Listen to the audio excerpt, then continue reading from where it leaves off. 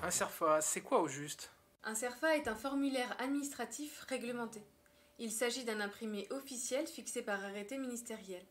L'appellation CERFA vient de l'organisme public chargé d'éditer ces formulaires, le Centre d'enregistrement et de révision des formulaires administratifs.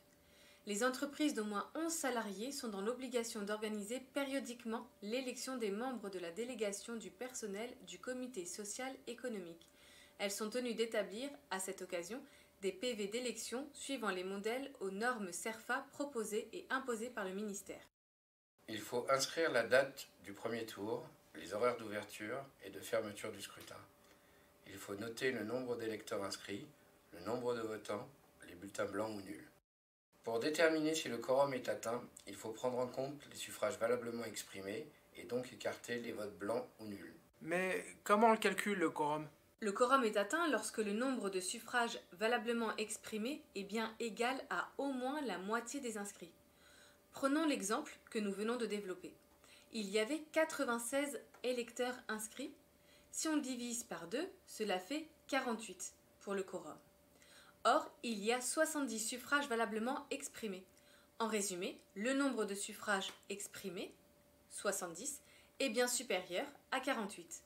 Le quorum est donc atteint. Et le quotient électoral, c'est quoi au juste? Le quotient électoral est égal au nombre total des suffrages valablement exprimés par les électeurs du collège, divisé par le nombre de sièges à pourvoir.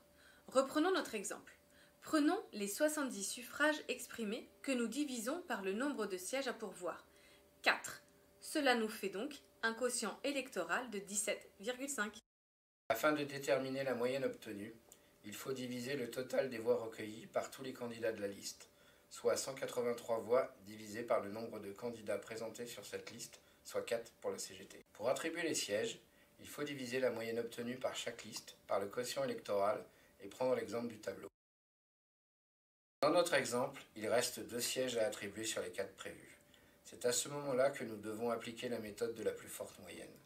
Celle-ci est obtenue en divisant la moyenne des voix obtenues par chaque liste par le nombre augmenté d'une unité des sièges déjà attribués à la liste. Le dernier siège est donc attribué à la CGT.